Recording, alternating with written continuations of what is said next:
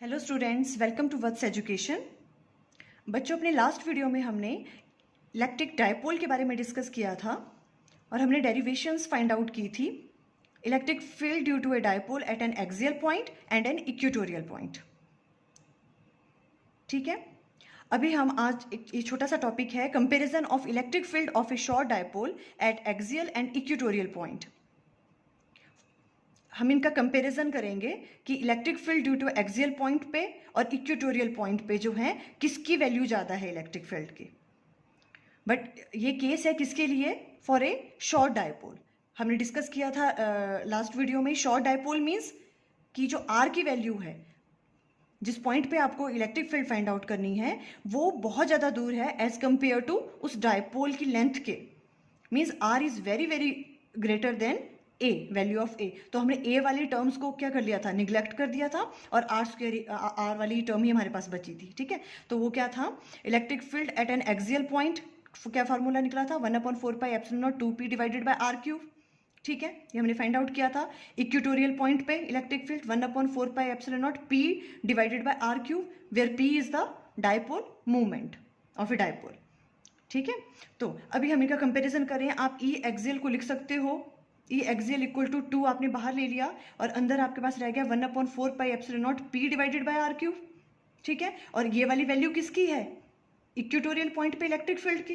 तो हम इसको ऐसे राइट डाउन कर सकते हैं, ई एक्सियल पॉइंट पे equal to 2 times of E equatorial point पे। हम ऐसे राइट डाउन कर सकते हैं इसको। क्लियर है?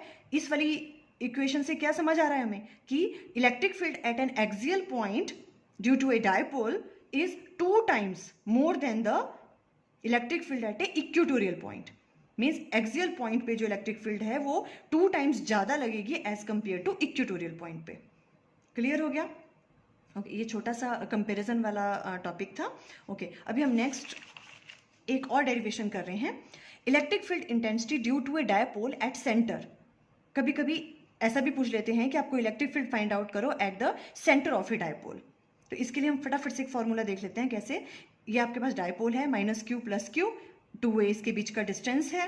ओके, अब +q चार्ज की वजह से जो यहाँ पे इलेक्ट्रिक फील्ड लगेगी उसकी डायरेक्शन कैसी होगी? Away from the charge. तो E + q की डायरेक्शन इस तरफ को हो गई, और -q की वजह से जो यहाँ इलेक्ट्रिक फील्ड लगेगी उसकी डायरेक्शन किस तरफ को होगी? Towards the charge.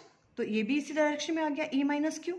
क्लियर है? यहाँ पे ये E + q की वजह से भी इस डायरेक्शन में है और E - q की वजह से भी जो सेंटर पे इलेक्ट्रिक फील्ड लग रही है उसकी डायरेक्शन भी टुवर्ड्स द नेगेटिव चार्ज आ गई।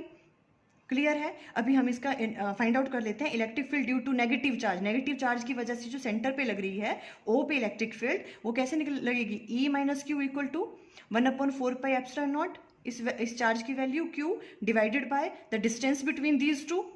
अभी हम सेंटर पे फाइंड आउट कर रहे हैं तो इनके बीच का डिस्टेंस क्या होगा? ये पूरा 2a है, तो यहाँ से लेके यहाँ तक a स्क्वायर आ गया। और electric field due to +q की वजह से जो यहाँ लगेगा वो क्या होगा? E + q, 1 divided by 4 epsilon not, और इनके बीच का डिस्टेंस भी a है तो a स्क्वायर। क्लियर यहाँ तक? ओके, अभी E - q और E + q ये दोनों क्या हो जाएंगी? इस पे लग रही है तो नेट फोर्स क्या होगी? This plus this, because same direction में लग रही है दोनों, तो हमने ऐड कर ली। E - q + E + q charge की वजह से जो लग रही है, दोनों की वैल्यूज पुट कर दी, सेम वैल्यूज हैं तो हम इसे राइट डाउन कर सकते हैं। E net equal to 2q divided by 4 epsilon not a square. ठीक है, E नेट की जगह आप क्या लिख सकते हो? E सेंटर पे जो लग रही है इसकी वैल्यू ये है। क्लियर? ओके, ये इजी सी डेरिवेशन थी तो हमने फास्ट कर ली। अभी नेक्स्ट वाली है, अब electric field due to a dipole at any point in space. देखो, अब कभी कभी इस तरह से भी क्वेश्चन आ सकता है कि आपको इलेक्ट्रिक फील्ड फाइंड आउट करने को कहा है उन्होंने due to a dipole, but ना तो वो एक्सियल पॉइंट पे है, पॉइंट जिस पे आपको फाइंड आउट करनी है, ना ही वो इक्वेटोरियल पॉइंट पे है। ठीक है, कोई भी पॉइंट दे दिया रैंडमली, जैसे मान लो कि ये -q चार्ज है, +q, ये एक डायपोल है। उन्होंने कह दिया कि आप ये पॉइंट है यहाँ पे, इसका नाम हमने n दे दिया, इसको n पॉइंट है ये, इस पे फाइंड आउट करो। फिर ये तो कंफ्यूजन हो गई, क्योंकि ये वाला पॉइंट ना तो ये एक्सियल पॉइंट पे है ना ही ये इक्वेटोरियल पॉइंट पे है। ठीक है, अगर इस तरह का क्वेश्चन आ जाए तो आप कैसे करोगे? ठीक है। बोर्ड पॉइंट ऑफ व्यू से बोर्ड ये इतना इंपॉर्टेंट भी नहीं है, बट हाँ जो बच्चे आईआईटी की प्रिपरेशन कर रहे हैं या किसी और एग्ज़ाम की टेस्ट की प्रिपरेशन कर रहे हैं, उस पॉइंट ऑफ व्यू से कभी कभी क्वेश्चंस इससे रिलेटेड भी आ जाते हैं, तो मैंने सोचा मैं आपको ये वाली डेरिवेशन भी एक बार करवा दूँ। ओके, तो ये वाला पॉइंट दे रखा है रेंडमली कोई सा भी, ठीक है। और एक दे रखा होगा जो ये वाला जो पॉइंट है, ये वाला जो ये पॉइंट है, ये किसके साथ, डायपोल के साथ क्या एंगल बना रहा है, थीटा, थीटा एंगल बना रहा है। ये थीटा की वैल्यू हमें पता है और यहाँ से लेके यहाँ तक का हमें डिस्टेंस पता होगा कि जिस पॉइंट पे आपको फाइंड आउट करनी है electric field due to a dipole.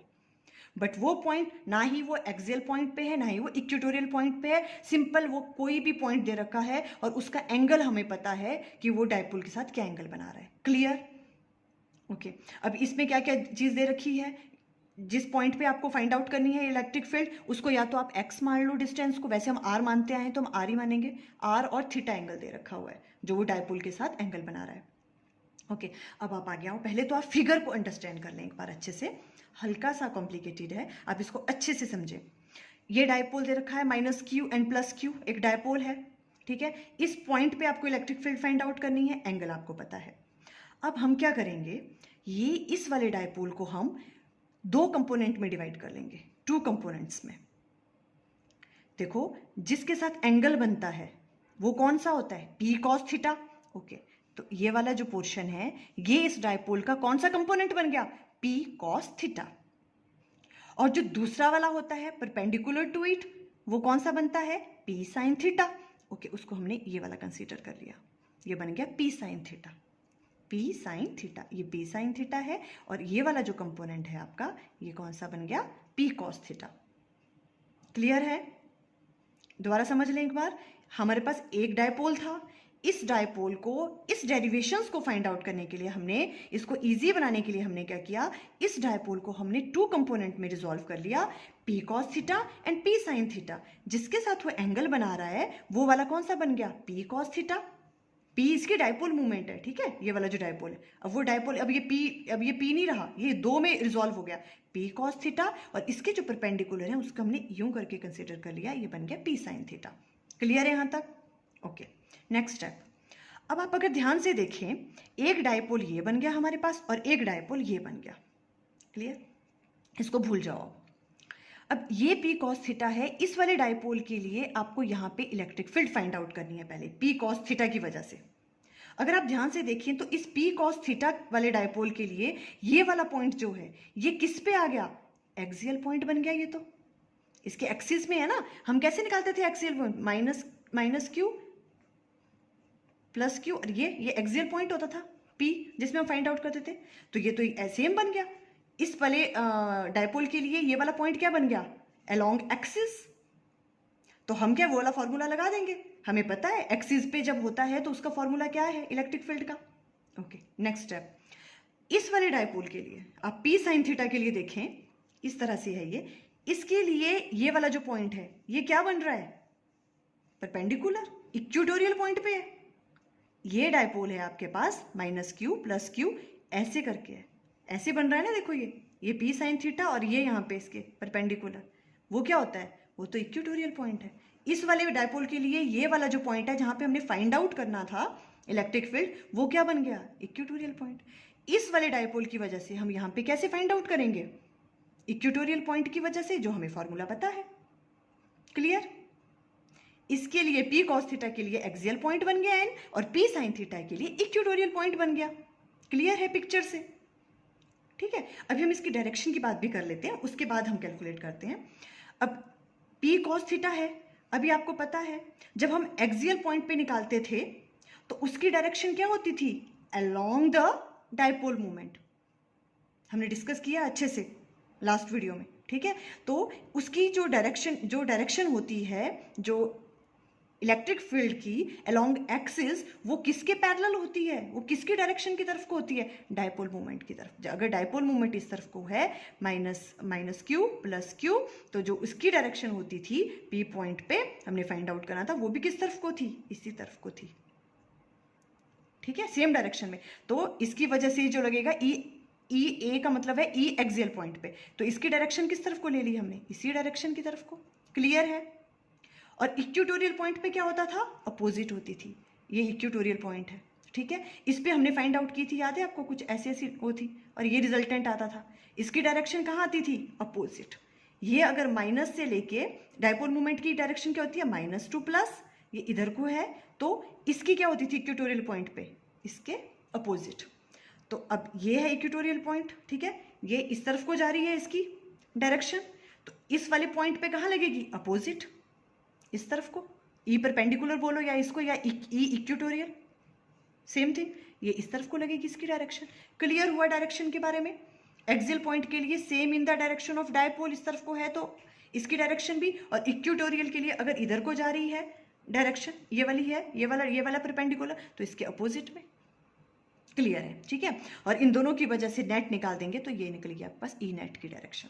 Okay, figure understand हो गई आपको, बस यही सबसे बड़ी चीज़ थी। अब तो आगे सब कुछ आपको आता है कैसे कैलकुलेट करना है, ठीक है। अब आ जाओ next, we will find E due to electric field due to 2 new dipoles, 2 new dipoles, p cos theta and p sin theta. Okay, for p cos theta जहां पे हमें फाइंड आउट करना है N is a axial point, and p sin theta के लिए N is an equatorial point, इसके लिए equatorial point बन गया, ठीक है। अभी हम फाइंड आउट करते हैं उनकी वैल्यू। पी कॉस थीटा के लिए, वो पी कॉस थीटा के लिए एक्सियल पॉइंट है, उसका फॉर्मूला क्या होता है, 2kp/r³। क्लियर है, ओके, हमने वही लिख लिया 2kp, पी तो सेम है, पर अब ये पी क्या होगा, ये पी नहीं रहा है डायपोल। उस टाइम पे तो क्या था, एक ही डायपोल था और उसकी वैल्यू पी थी, पर यहाँ पे ये पी किस में हो गया कन्वर्ट, पी कॉस थीटा। तो पी की जगह क्या लिखेंगे अब हम, P cos theta divided by r³, same. Okay, clear हो गया ना कि क्यों लिखा है यहाँ पे।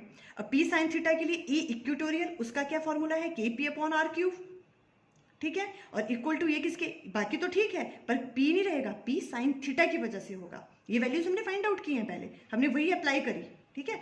तो यहाँ पे के P sin theta divided by r³, ये एक्सियल पे निकल गई, ये इक्वेटोरियल पॉइंट पे। क्लियर है, पी कॉस थीटा की वजह से, पी साइन थीटा की वजह से। ओके, अब हम ई नेट निकाल देंगे, ठीक है। एक्सियल पॉइंट की वजह से, इक्वेटोरियल पॉइंट की वजह से ई नेट के निकलेगा, ई एक्सियल के पॉइंट का उसका स्क्वायर प्लस परपेंडिकुलर का स्क्वायर √, ऐसे निकालते हैं ना ई नेट। ओके, अब इसकी वैल्यूज पुट कर दी जो हमने अभी फाइंड आउट की, वैल्यूज पुट गई, फिर तो आगे सिंपल कैलकुलेशन है। आप वीडियो पॉज करके एक बार अच्छे से इसको यहाँ पे कॉपी कर लें पूरी कैलकुलेशन को।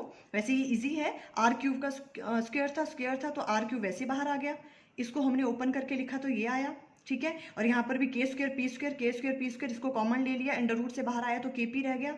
ओके, ये भी ठीक है।